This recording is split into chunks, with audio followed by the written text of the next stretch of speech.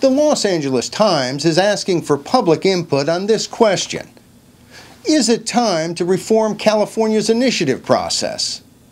It sort of begs the question, is the initiative process the problem in California? Surely not. The problem is a legislature that's out of control. Folks in California tell me that the latest polls show less than 10% of the people approve of the job the legislature's doing, while 75% approve of the initiative and referendum process. So, should we reform initiative and referendum? Sure.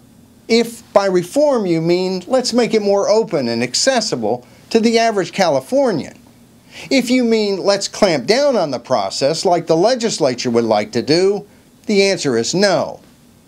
A couple great ideas have been suggested already.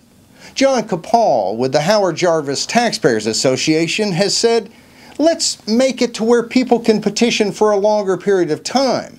Right now in California, you need about 1 million signatures to put a measure on the ballot, and you only have 5 months to do that. That's a lot of work in a short period of time, and it makes it more expensive if you're hiring professionals to collect signatures, which virtually everybody does these days.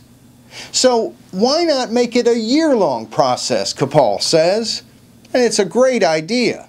It would embolden and empower grassroots citizen groups and give them a leg up maybe on some of the more powerful groups that might use the process.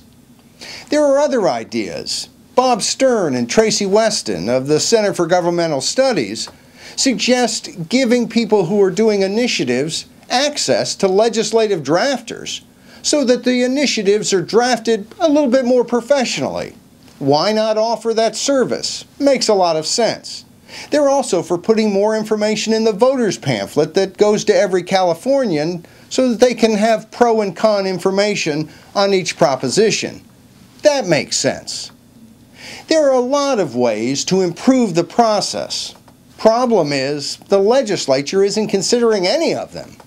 The legislature instead is looking at legislation that would force any citizen, whether paid or a volunteer who's collecting signatures, to wear a sign like this on their chest. It's offensive. It's ridiculous. And it's meant to belittle people who are gathering signatures on an initiative. Of course, if you're gathering signatures for a candidate for the legislature, an incumbent, you don't have to wear a sign like this. That legislation has passed both chambers, different versions, and may very well be on the governor's desk soon. It's outrageous. They're also looking at legislation, Senate Bill 168, that would double the cost of doing an initiative. That would take the process out of the hands of grassroots groups and make it to where only the wealthier groups would be able to use the process. That's wrong-headed. The bottom line is, yes, there are lots of ways to make the process better, but that means you have to believe in the people. And unfortunately, California's legislature is not considering any of those good ideas. They're looking at ways to clamp down on the process and take it away from the people of California. That has to be stopped. California's initiative process is not the problem. In fact, it's the solution. Let's keep it vibrant, and let's keep the legislature's hands off the process.